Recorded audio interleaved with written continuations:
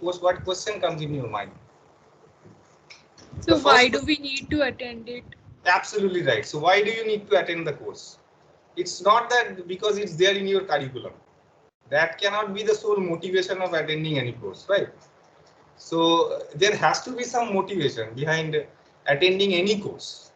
Like, okay, this course, this ABCD course is given in XYZ semester, so I have to attend the course. That's the reason, because you have to get a degree. That's fine. But that cannot be the ultimate motivation of attending any course. So there has to be some reason why you are attending this course, and how this will help you in understanding some part of your understanding of the entire stream or whatever. Like, there has to be some strong motivation behind attending any course or any lecture. In fact, like when you are attending any lecture, any part of a course, there has to be some motivation of why you are doing so, right? So in today's more or less informal interaction, so whatever comes in your mind, you can share that. That's not a problem. So we will give a very small presentation of what is the sole motivation of doing this course. And at the end of that motivational session, which will be conducted by Professor Varanasi, then I'll talk about the entire course curriculum, which part is numerical, which part is descriptive, which part is more informative. All this I will come at the end of his lecture. And then how we will assess this course, that is the more critical question that is there in everyone's mind. Like, what would be the way of assessment, what would be the uh, structure of the assessment, everything we will discuss in today's class. So we will not go into the technical detail of anything. So this is just a motivational class. Like, the question that should come in your mind whenever you are attending any course is why you need to attend the course. So we will try to address this part today. So Professor Varanasi will give you a small presentation on the requirement, or on why you wanted to attend this course, or why you have to attend this course. You don't have to, like, what improvement you can feel after attending this course. So here we have Professor Varanasi. So before that, maybe I can introduce them to the TAs of this course. So TAs, the assigned TAs of this course are are you there? If the TAs are there, can you switch on your videos for like 1 or 2 minutes? Then we can introduce you. If not possible, just say hello or hi, something. I can see Abhishek. Abhishek, are you there? Sir, it wouldn't be possible to switch on the camera right now. No problem. No problem. So Abhishek is one of the TA for this class. So he is a dual degree student from our department. He is in his 7th semester, I think, right, Abhishek? Yes, sir. And he has attended this course when he was in the 3rd year. Anyone, Yes. any other TA present today? Sir, Deeptan. Yes, Deeptan is a research scholar, so working with me. So he will be helping us in running this course. So he is also one of the TAs. Any other? Good evening, sir. I am present, Sir Roshan, sir. Yes, Roshan. Roshan is a 2nd year master's student, so he will also help us in this course, conducting this course. I cannot see anyone else. If you, I mean, there is a lot of participants. Any other TA present today? Okay, so we also have 2 or 3 more TAs. So if anything technical problem you face, or any other issue that you face, you can also discuss with them. So you will see their names in the channel itself. Right. So Professor Varanasi, over to you. So he will give you a brief motivation of the entire course. Then we will again discuss, like we'll continue our discussion. Thank you. Yeah, thank you, Manoj. And good afternoon all. And a virtual welcome to all of you to this new semester. Somebody is requesting. Yeah.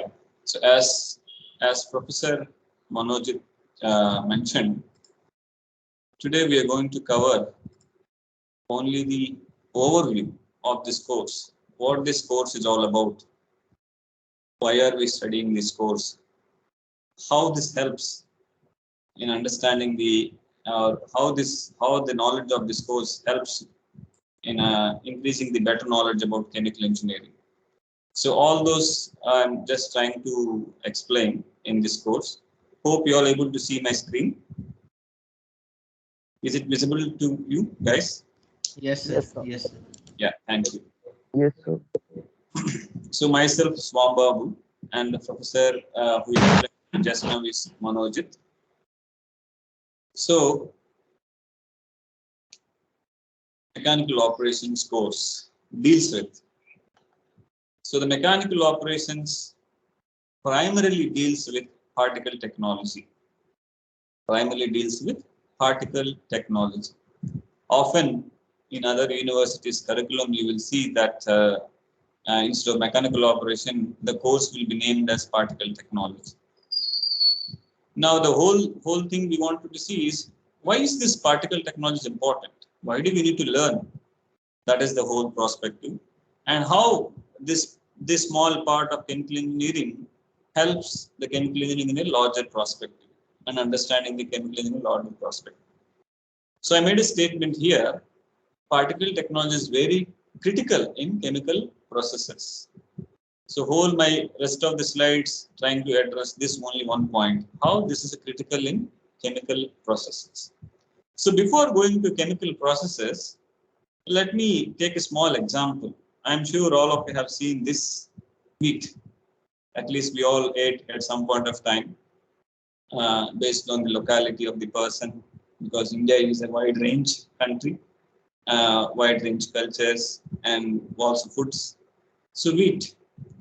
From wheat, we get suji or rava. In English, they call semolina. If you take wheat, if you crush it certain degree, you will get a particles. You will get a particles. Those particles we call as a rava. And I'm sure you all had taken the delicious foods made from the rava, halwa or upma, whatever. Another product you can also produce from wheat is whole wheat flour, which is also called as atta. This is also made from wheat only, but crushed more, made into more smooth form. And the further smoothening, if you do further smoothening of the wheat, you get called refined wheat flour. It's called maida. All the three are made from the same source material, wheat only. But depends upon the degree of refining, degree of crushing, or degree of reduction, you get different products. I don't need to explain what are all foods you make, what are all the differences you get from each and every item. You all know it. You all know it very well. The food items made from refined flour, refined wheat flour, maida is like a little bit elastic nature, and you can use in baking products and so on. So we all know famous for making rotis and chapatis, and of course we can't make rotis and chapatis from suji or rava, and so that is vice versa. So what we can understand that although we take the same material, of course there are many other factors like chemical composition, starch composition, all the things matters, but entirely depends on the degree of size reduction, the degree of crushing. So the particle sizes from the same source material plays a crucial role. So with this very layman's example, I can say, or we all can understand that the particle size and shape matters. Now I will explain the same concept with different chemical processes. Emphasize the same point with the different chemical processes. So let us take one engineering example. Let's take some other chemical product for say.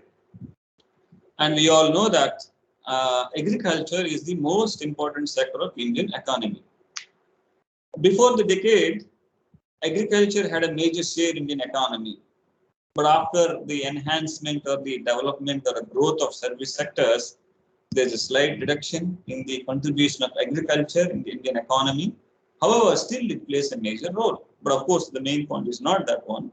But the reason for selecting this example is this is one of the important sectors. The reason for selecting this example is agriculture is one of the important sector in Indian economy.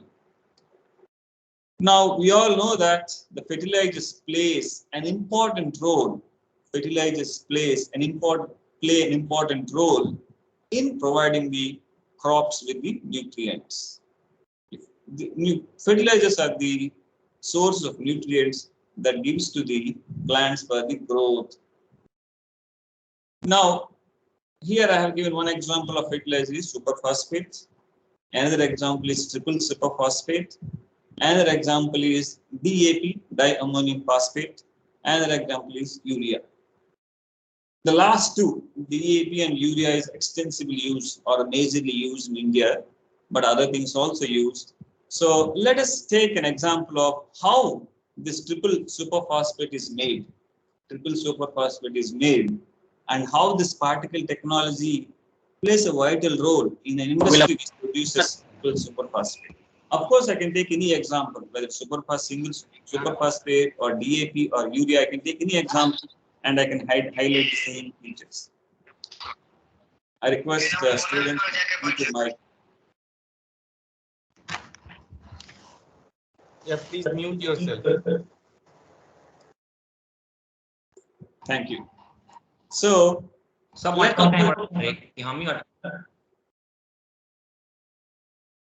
do you have any questions? Some student is asking some question. If no question, I request you to mute yourself. Right? So, let us take an example or a process industry which produces the triple superphosphate. So I'm sure all of you know this simple reaction in your chemistry books. Phosphate rock reacts with phosphoric acid and produces or precipitates triple superphosphate and HF. So it's very, very simplest reaction. I have taken a very simplest reaction to illustrate the concept. So you take the phosphate rock, you mix with phosphoric acid in a simple stir tank reactor, and that will lead to produce the formation of the triple superphosphate. So I just, whatever I said, I just put in a figurative manner here. So you take phosphate rock, feed into CSTR, and you take acid, you feed into CSTR, you mix them to the required reaction time conditions, then you will get the what called triple superphosphate. And HF vapors will form and they will liberate and go outside. Of course, in a chemical engineering, in this 4 years or 3 years, you will see what are all the kinetics plays a role, what are all the process after the reactor, what are all the different things takes place reactor. You will learn in detail every single part of every single aspect of this one you will learn. Okay. Here my aim is not to cover about what reaction happened, how reaction happened, but how this particle technology plays a role here. So if you see, I just placed a picture here. This is the mined phosphate rock. You have a phosphate rock mines. If you just dig it, you will get this sort of rocks here. Now, let me ask a question. Can we use this directly? Can anyone say? Can we use this mined phosphate rock directly to produce triple superphosphate? No, sir. No, sir. No. Why? No, sir. Why can't we use? Sir, I have a doubt, sir. Can I ask? Yes, please. Sir, I haven't understand the reaction means how the hydrogen fluoride come. There is no fluorine in the reaction. Oh, yeah. So one thing I have to mention here, actually the phosphate rock formula will have a dot HF. Ca3PO4 twice dot HF. CaF2 or sometimes CaF, other forms it will be there. I didn't put the full phosphate rock formula here. Okay, sir. The full phosphate rock formula will have Ca3PO4 twice dot CaF2. That is one type of the, like, depends upon the source where you take, the composition might change, but that is the actual formula. Sorry for not putting the exact formula and making you confused, but hope you understood now.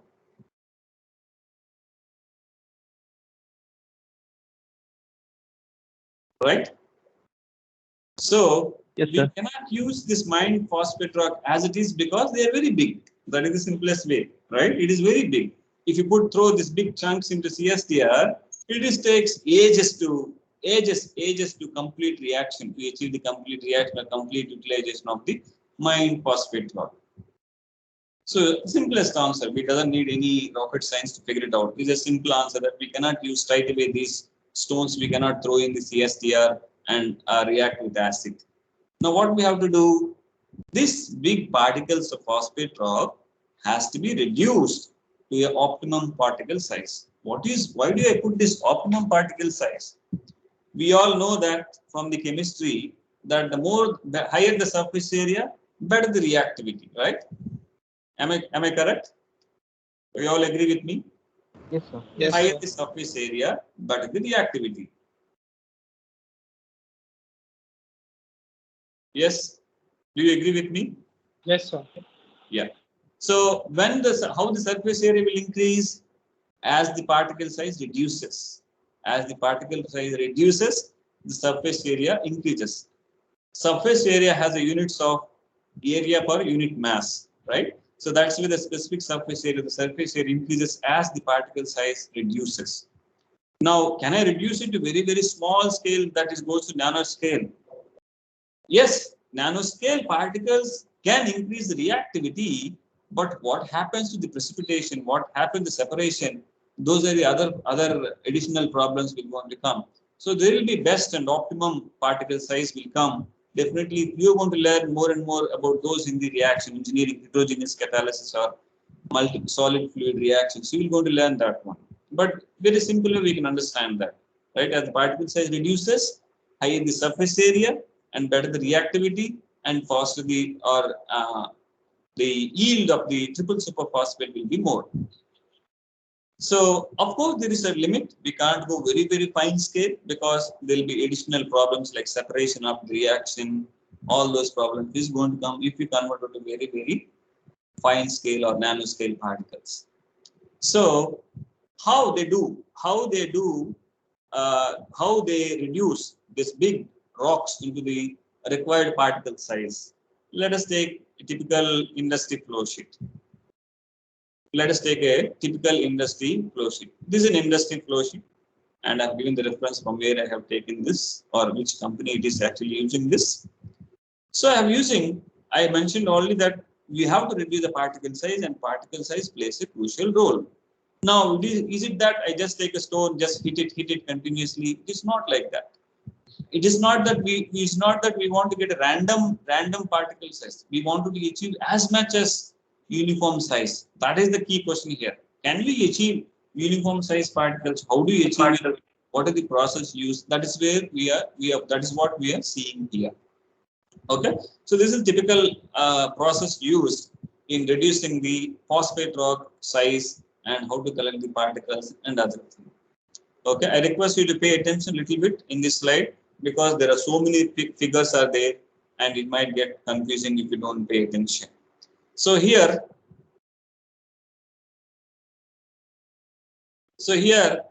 phosphate rock, the big phosphate rocks are fed into a crusher.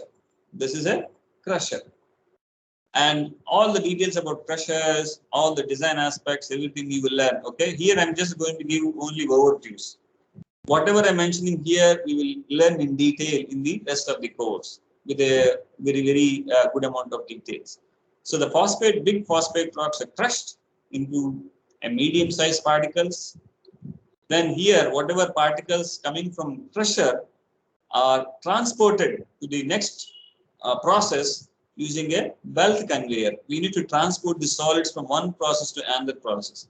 The first one is reducing from very big particles to a medium particle size because there is some maximum specifications for this. Then whatever particles are collected from this crusher is transported to the next process using a belt conveyor. So here important thing is how to transport the solids. After the transportation, these particles are further reduced to the required particle size.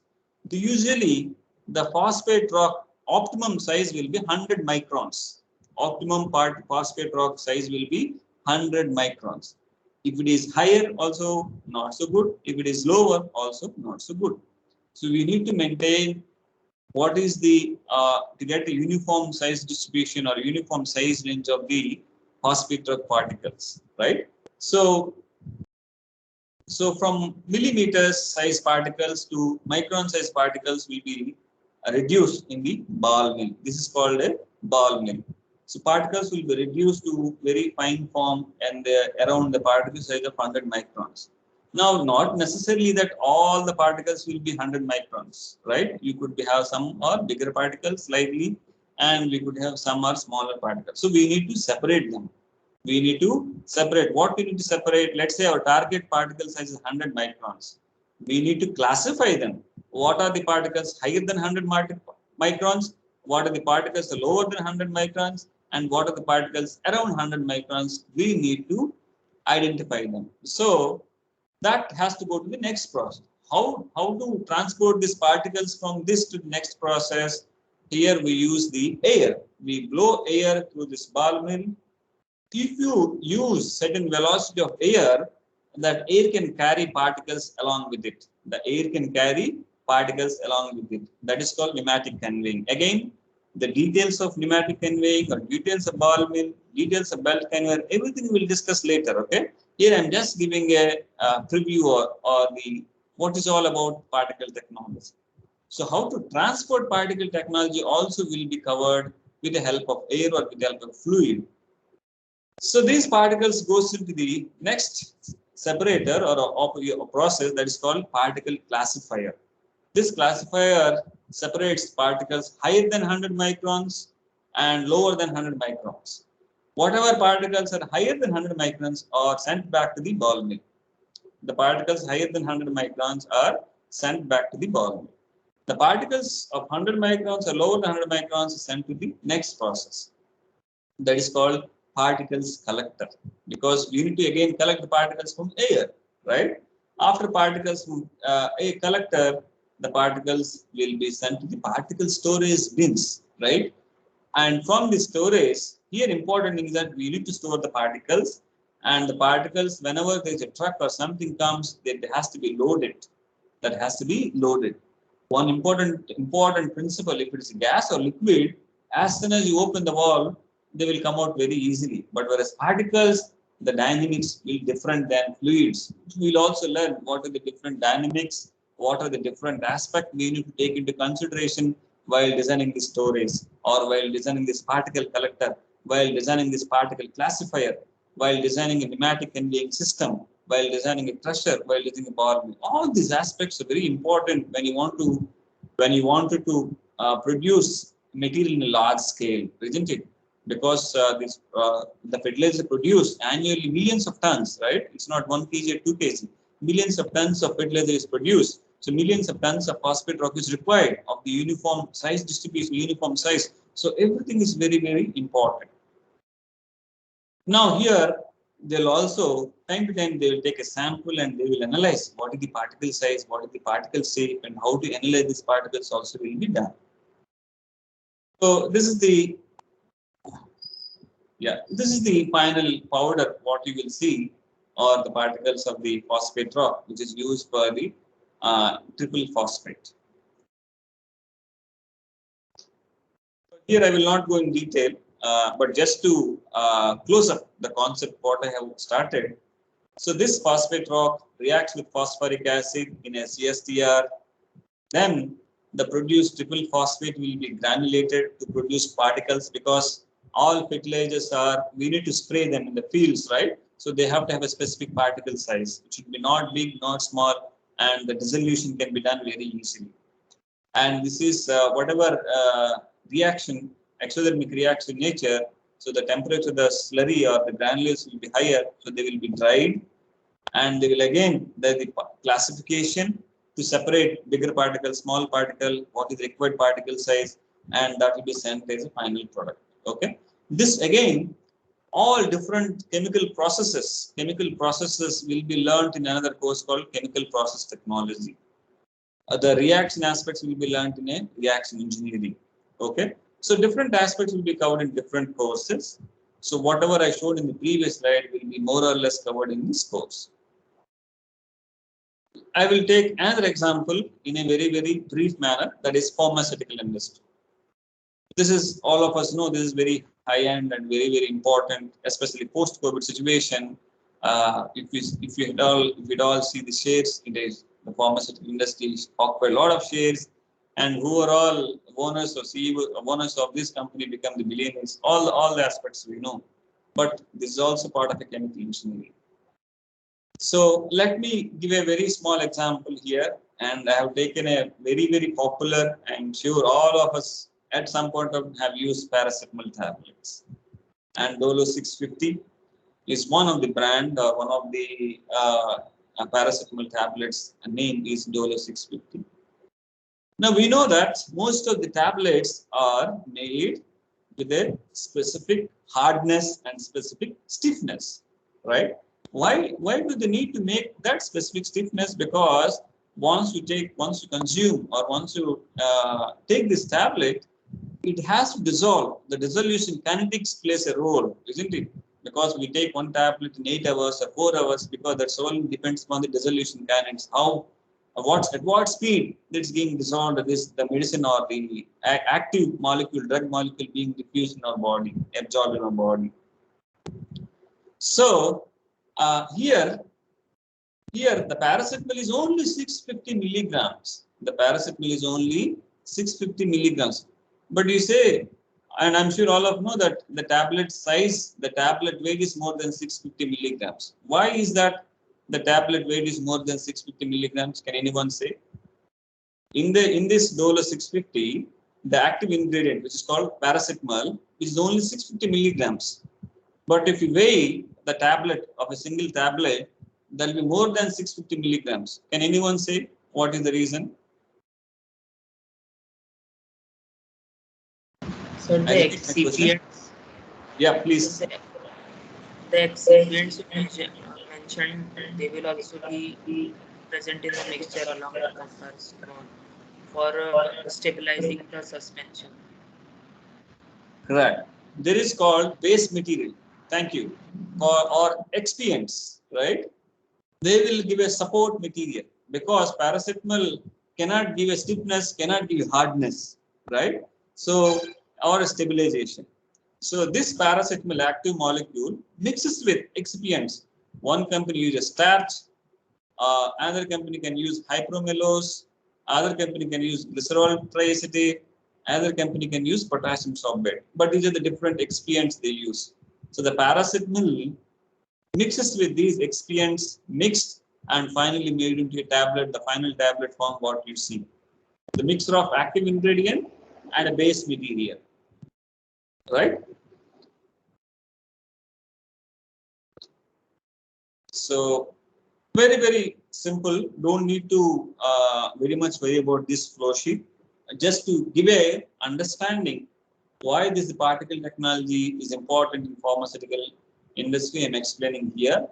So active substances mixed with excipients in mixing, then it goes to the granulation, compression, then finally get the tablets. If wanted the final granules or pills, depends on the requirement. The important concept is that active substance mixed with excipients, then we'll done the granulation. Some cases we need whatever after granulation that will be directly supplied or given as a granules, or sometimes they will do the compression and get a tablet. If you want harder, then they do the preliminary compression, granulation, again compression, you get the pills. There's one more thing is that sometimes use capsules. Okay, you don't need to have any. If you use capsules, you don't need any other compression or tableting process. Directly, the active substance mixed with excipients directly filled in a capsules. Very, very simple. So this is the process. Again, don't get worried about all those images, but try to pay attention when I'm explaining. You will be able to understand very easily. Excipients, these are solid substances stored in a hooper. From this hooper, in a calculated amount of excipients or support materials will be sent to a mixer. In this mixer, the excipients or support materials are mixed with the active ingredients, right? This after mixing, that will be milled. That will be milled, simple ball milling to reduce the required particle size. After that, those particles will be formed into granules, small particles, bigger particles in the granules. Those granules will be dried. Again, you can see some bigger or small particles and required size particles. There will be particle classifier. After classification, the bigger particles will be again milled to reduce to get the required size. Then you will get again granules, and finally you get the tableting machine. So the particle size and shape, the particle technology is very, very critical in forming the granules, in forming the tablets, in forming the required properties of the tablet. So I'll just give the last example. I'm sure you all have seen the inhaler. Often asthma patients uses this inhaler because the active ingredient should go directly into the lungs, where the infection is going. So this is the typical design of inhaler. There's a book I have given. If you're interested, you can go into details there. So this is the active.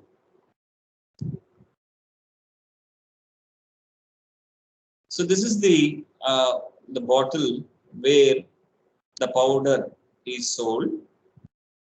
This bottle is like, this is the bottle which have the medicine, and this is the plastic accutator.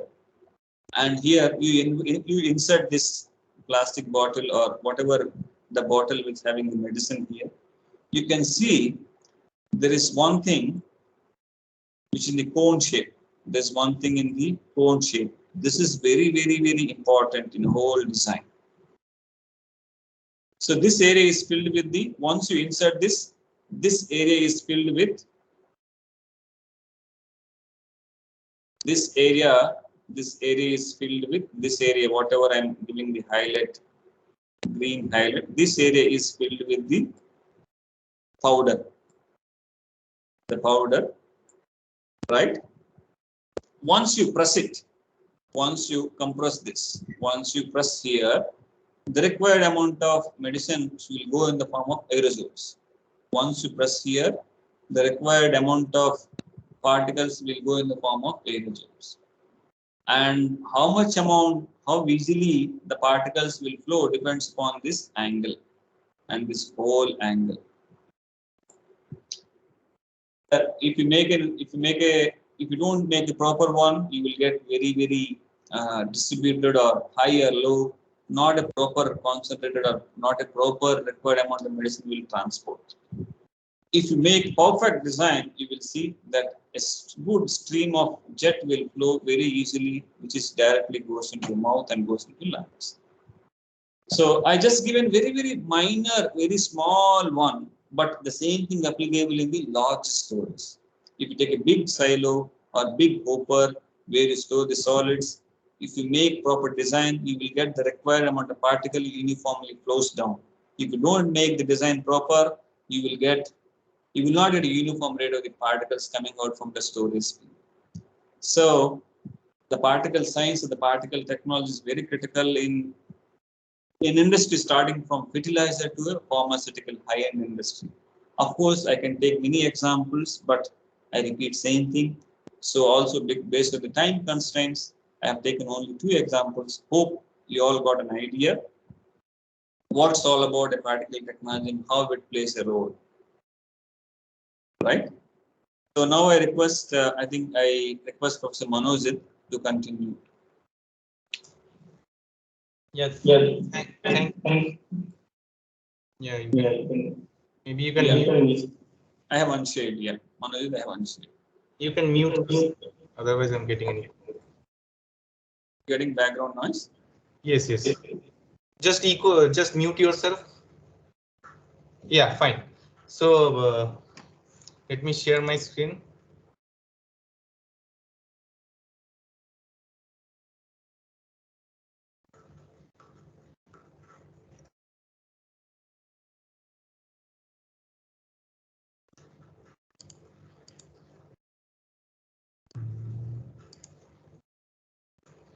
Yeah, can you see my screen? Yes, sir. Yes. Yes, sir. So Professor Varanasi has given you an idea of why we need to like go through this course and what is the motivation of learning this course.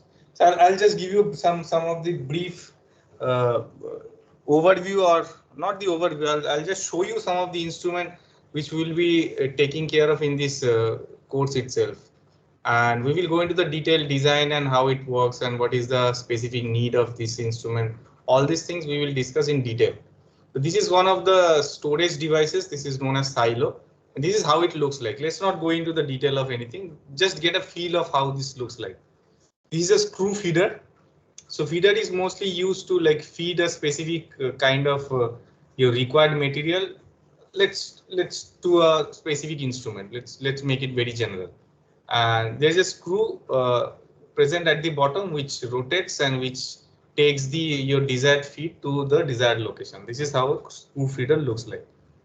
This is a belt conveyor. This is, I think, most of you have, or some of you have seen this kind of things whenever you are passing through an industry. So this is, I mean, this is something which you have seen in an airport also, a belt conveyor, where when you collect your baggages. So this is how the belt conveyor looks like. This is a screw conveyor. This is, as you can see, the animation itself says everything. So you put your feet in a specific location and the screw will rotate. It will take the feet to another specific location. Where it is used, how it operates, and every detail we will discuss later on in the course. And this is how it looks like. Just get a feel of how everything looks like. This is one of the operation which is known as jigging. I will come into it later.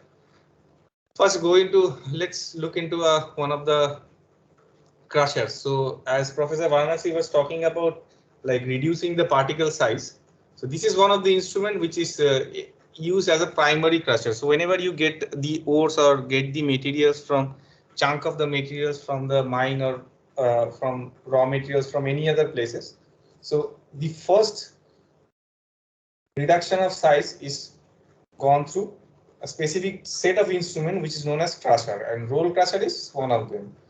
So this, as you can see here, you have two rolls, and you are putting the particle in between the two rolls, and the two rolls will rotate. And depending on the opening between the two rolls, the particle will get reduced, and it will be reduced to a specific size depending on your requirement. Again, this output of this roll crusher will be sent to different type of instrument to make the size reduce further. This is another instrument which is known as jaw crusher. The purpose of jaw crusher is same as roll crusher, to reduce the particle size, but the mechanism is different. But the question that can come into your mind, why we need two different crushers? So all these things we will discuss later on in the course. But these are different type of crushers which are being used in different industries based on the requirement. This is ball mill. This is a kind of secondary crusher. So output from the crushers is generally we send it to mills to make it more finer. So here you have multiple balls which are made of very heavy metals, mostly irons, and you put your feet into these mills, and the entire drum, as you can see, the entire drum will rotate, and because of the collision between the balls and the particle, and the particle and the attrition between the wall and the particle, the feed will eventually reduce. Now again, what is the mechanism? What is the physics behind it? As you can understand, there involves a lot of mechanism. So we will go into the detail of the entire thing later on, the due course.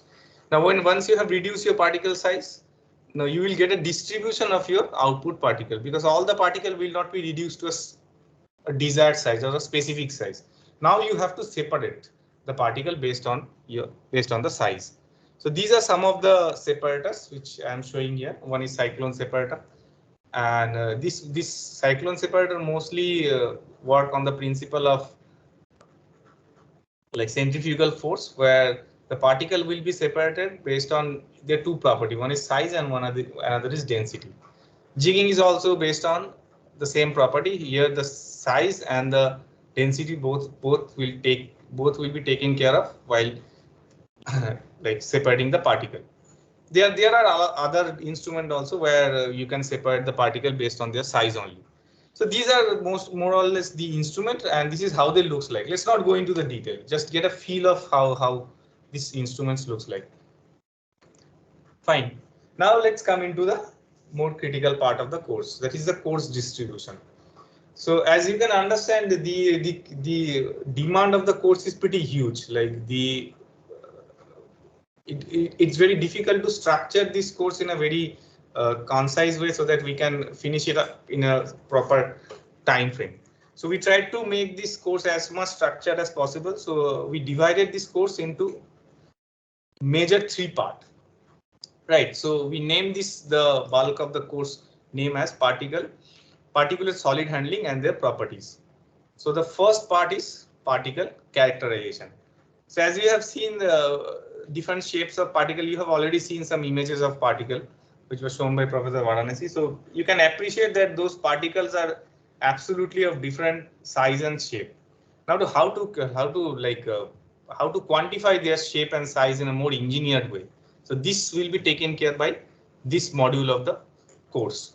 So this again has some sub modules where we'll be talking about particle size and shape, then particle size investigation, and how to measure the size of a fine particle, how to define a fine particle. Now, what is the different measurement technique? All these things. There's something called sieving, which is extensively used in industry to like maybe you can put it in like separating of particle or characterization of particle. So sieving is something. Sieving is nothing but a screen. Like it's a screen, and based on the screen side, your particle will be separated and will be characterized also. So this is one module, and we will be also talking about the industrial screening equipment. So here I will be discussing some of the industrial screening equipment which is being used in some major industries. The second part is the heart of this course, which is known as the size reduction. Now, given a particle size and depending on your desire, exactly what size you wanted to reduce it, what is the mechanism and how you can do this. So there are 3 different type of size reduction technique mostly involved. One is primaries and second is intermediate, another one is fine crusher or fine reduction. The primary crusher, if you have seen one example already, the roll crusher. Ball mill falls into an intermediate size reduction. Fine size reduction I'll show you later on when I will go through this part of the course. So this is something which is mostly very specific to this course, and you will not learn this size reduction part in any of the courses. Right. Next, once you have reduced the particle size, then it comes separation. So separation is like whenever you had reduced the particle size, you will get a mixture of particle which will be of different size. Now you have to separate those. So what are the separation techniques? One is the classification, where the particle will be separated based on its terminal velocity. The solid liquid separation. So there are different techniques by which you can define the solid from the liquids. The names are filtration, sedimentation, flotation, and which involves an extensive knowledge of dynamics of particle in liquid medium. So all this dynamics of particle, everything is extensively a particle physics, nothing else. So if you have a strong physics background, you can understand more or less everything. The other part is solid gas separation. There are a lot of miscellaneous methods which we'll be discussing. Another part is fluidization. Now we have divided the entire course into 4 major parts, and it involves the dynamics of particle in the gas medium. The other involves the dynamics of particle in the liquid medium, and this involves the dynamics of particle in the gas medium. The 4th part is storage, handling, and transport of the solid. This is again an essential component in any industry. It is divided into major parts, which is storage of solid and the transport of solids. So entire mechanism and entire design of the relevant equipments and what is the mechanism, how you can store the solid, how you can transport the solid, depending on your requirement. Everything will be discussed in this storage, handling, and transport of solids. Now you might be thinking why we have different colors for different components. So the green ones are the component which will be taken care by Professor Varanasi. So he will take care of this relevant component of the course, and the rest I'll take care. Right. So this is more or less the course distribution. Just to give you an overall feel of what you can expect in the entire course. And regarding the books, when we will be discussing a specific component of the course, we will be giving you some idea of which book you can follow for that specific part of the course. There is no designated book which will cover the entire course. So whatever part we will teach, so we will give you the relevant books and sometimes some journal reference for the relevant part. Now the most exciting part of the course is marks distribution. So we have, just to make it very simple, we have divided into two parts. One is the test, which will be conducted online, and another is assignment and class performance. So assignment and we haven't decided yet how many assignment we will give you. So we will not bombard you with a lot of assignment, that I can assure you. You can expect a very less number of assignment, but this is something which you have to submit, and try not to copy from someone else. Otherwise you will be trapped. Otherwise, whatever you write on your own, that's not a problem. Even a 1 page or 2 page will be appreciated, but do it on your own. Class performance is something which is, you can understand, it's difficult to track on an online mode. So I would ask you to attend some of the classes and see if you like it, then you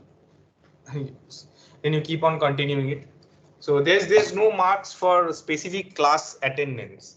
Like if you think that you don't like it, like this course, you don't want to attend this course, it's up to you. And if you can manage in the test, there's no problem on that. So there's no specific marks on class attendance. It's completely up to you. If you think that you are learning something from the course, do attend the course. Test is something which we will be taking. We will take the course, take the test online, mostly using Microsoft Teams itself. And there is a specific guideline given in the academic curriculum. The time slot is given for conducting the course. We will try to follow that time slot as much as possible. Right, so this is more or less an idea of the entire course. Now the platform is open to you, so you can ask any question, whatever you have. I'm expecting a lot of questions from you. Go ahead. Yes, sir, like I've already mailed you regarding the slot change as well. Slot change, as you can understand, it's not feasible. You use your common sense. It's a class of 200 students, where other than you, there's another batch involved. So maybe we could discuss with them and then come to some consensus. Yeah, you discuss with them and come to some conclusion. But if I see a single student complaining after rescheduling the class, then it's up to you. Okay, sir. Yes. You have to take the responsibility that no one should complain. And whatever time slot you are giving to us, we also have to see whether we are available. It's a very complicated process. So changing a time slot for the entire semester is difficult. 1 or 2 class we can manage. I mean, it's entirely up to us. So I mean, up to you, people and us. So if you have any problem on a specific day, we can manage those classes. But rescheduling the entire semester might be difficult because we have our classes. We have to take another different courses also. And here you have 2 batches. So you do talk to them and see if you can come up with a specific time slot, then just let us know. If you are available, we would be happy to help you. There's no problem. Okay, sir. Thank you, sir. And somebody was asking, asked a question like whether the course was numerical or who was that? I forgot. There's no problem. Like you can say, you can ask the question. What was the exact question? So is it numerical based or theory based? Yes, Eliza. Did I pronounce your name correctly? Eliza Roy, right? Yes, sir.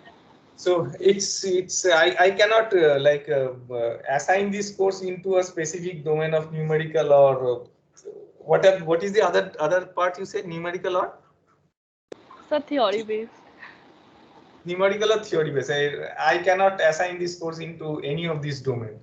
There will be some numerical, but it would be more informative course. And I'll try to dig into some of the interesting physics involved in the specific operations. So we will mostly learn some of the physics that is involved, and we will try to solve some mathematics.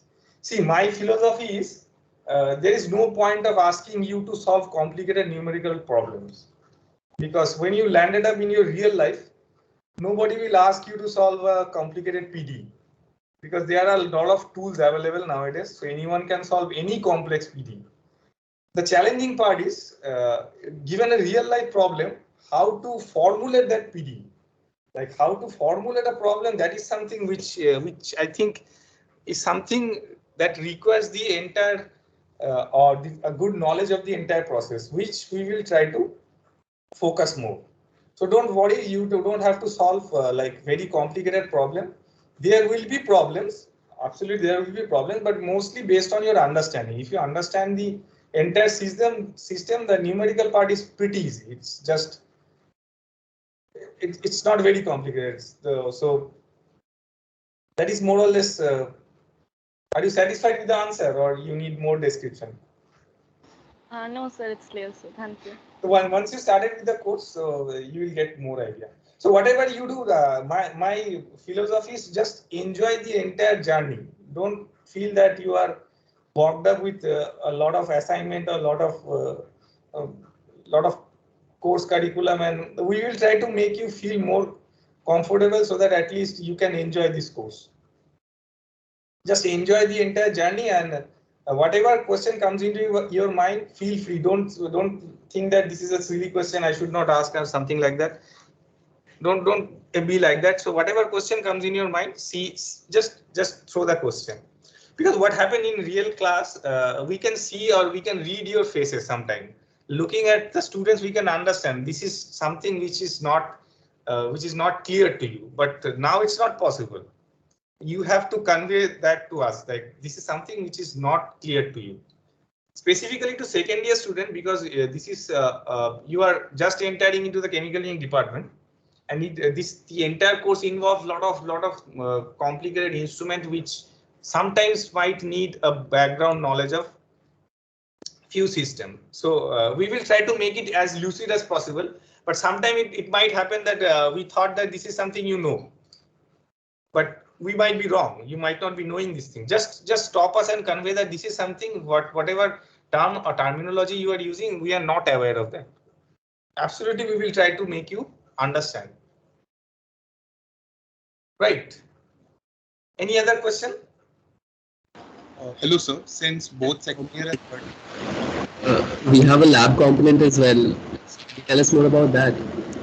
The lab component, I will tell about everything on the lab class itself.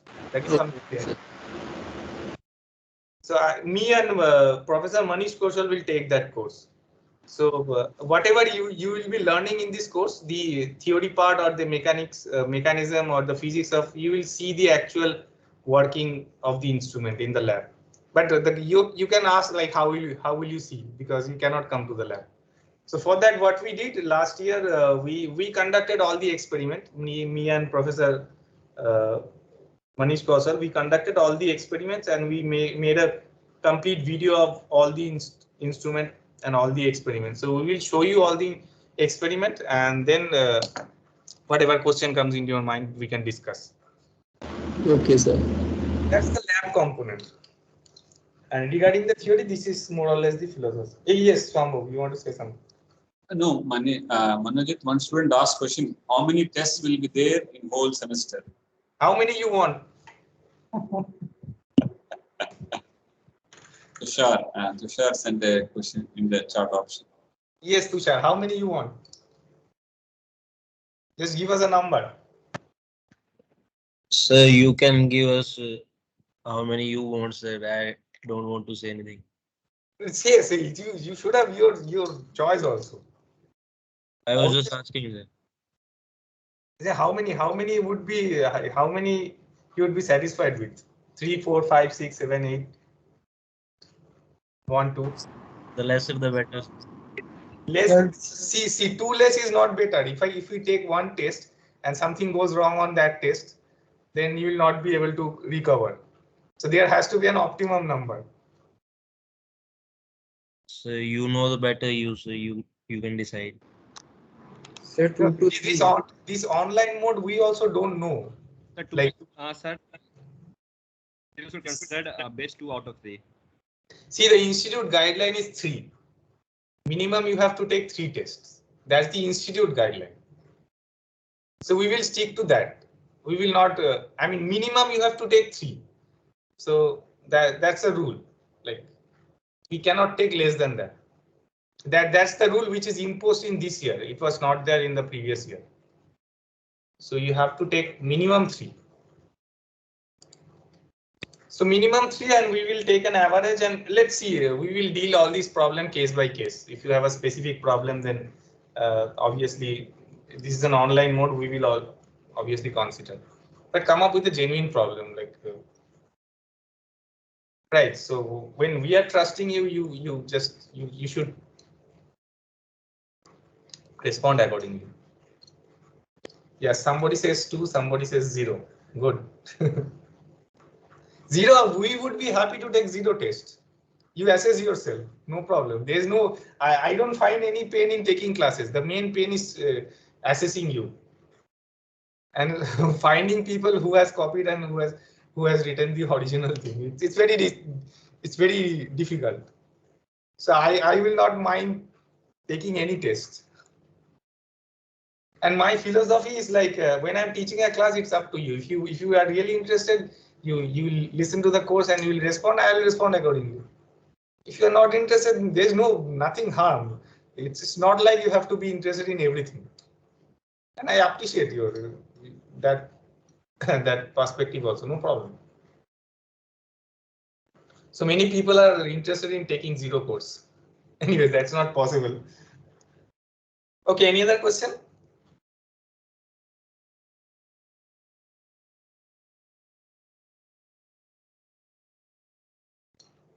Okay, so if you don't have any question, let me, before we reschedule or before we do anything else, right now the way we do these classes is Monday you have 2 classes from 8 to 10. That class will be taken by Professor Varanasi, and the rest 2 classes in the week will be taken by me. One on Tuesday and I think one on Thursday. The Thursday class timing is pretty bad. I also don't want to take this 5 to 6 PM class, but if you can give me an alternate time slot when I am available, I would be happy to take it. There is no problem. But all of you should agree with that. There should not be one student who has a problem. 4 test based 3. Why you write? You can say that. Okay. Anything else? Otherwise, we can wrap it up for today. So Monday. Yes. Any questions? Yes, yes. Sir. Is it not possible to have a test conduct best 3 out of 4 or best 2 out of 3? This type of things.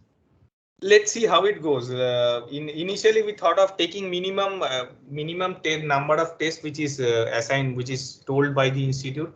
So that is we thought of taking 3 tests. So we can take best of 2 or we can do an average. That we will see. What is your suggestion? You take a call, and then either we can take 2 out of 3 best 2, or we can take an average of 3. Sir, how will be the test syllabus? Like, it would be part-wise or cumulative, total entire? What is that? Coming in? What will be the syllabus of the test? Part-wise or cumulative? It's a cumulative one. The normal way it goes in normal semester.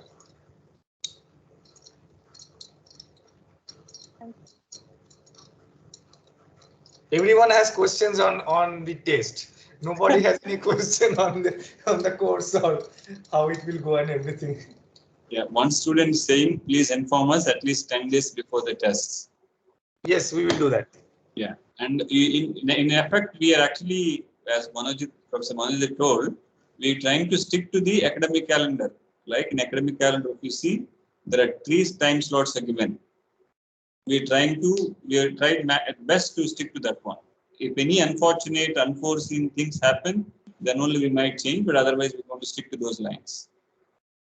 Yes, so we are informing you almost at the beginning of semester. So you can think that your test will be within that time slot which is given in the academic calendar for the tests, and it would be a cumulative one. And regarding the assignment also, we will give you an assignment. We will give you sufficient time to submit it. No, don't worry. I'll take your feedback on the assignment and on the test and everything, because depending on your feedback, I'll decide on what exactly we have to do, because this is an online mode of class, so this is not something which we are also very familiar of. So we are also learning of how to make it more involved. So I'll take your feedback and we'll take action accordingly. Right. Any other question? Yes, sir. So will both of your parts be relatively disjoint? Like, I mean to say that in a week, the 2 classes that you take, will there be a continuous flow with the next 2 classes that Prof? No. Professor Varanasi will continue with the. You have seen the different topics, different subtopics. Those are not linked.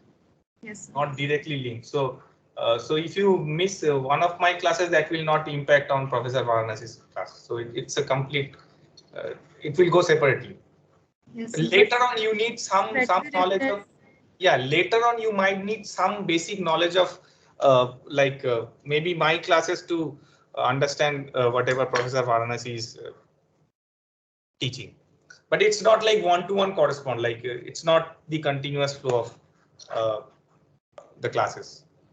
Okay, we will teach different topics. It's better if there's like a continuous flow. No, it's not possible actually. It's not possible because we are separating the entire course into 2 different parts, and he will take care of one specific domain, and I will take care of one specific domain, and we will go parallelly. It's not a cumulative one. If one faculty member teaches, then it's possible. Yes, sir. Okay, sir. Thank you. The complexity of the teaching for both of us would be similar. Don't worry.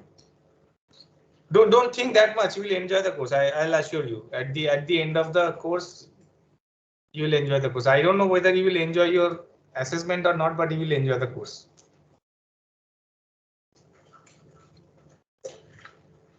And we both are like, I think, faculty advisor of these 2 batches. So we are also there to help you out in non-academic problems. So whenever you face any problem, just share it with us.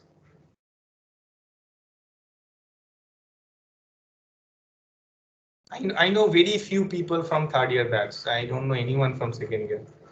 And the sad part is with this online mode, I may not be able to know most of you.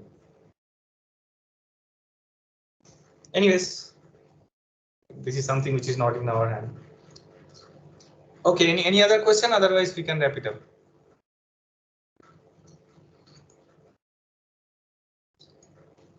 Okay, no more questions. So thank you. Thanks for attending this class, and you will see Professor Varanasi Monday, early morning Monday, and you will see me around 12 PM Tuesday. Okay, students, take care and prepare yourself for the rest of the semester. Yes, we will share the slides. We'll upload all the slides. Somebody asked a question. We'll upload all the slides in the team space. Yes, you will get everything. Whatever you are seeing, the videos of all the classes, everything you will see. The slides, the notes. I'll also try to give you books if possible. Fine. All of you take care and see you on Tuesday. Thank you, sir. Thank you, sir. Thank you, sir. Thank you, sir. Thank you, sir. Thank you, sir. Thank you, sir. Thank you, sir. Thank you, sir.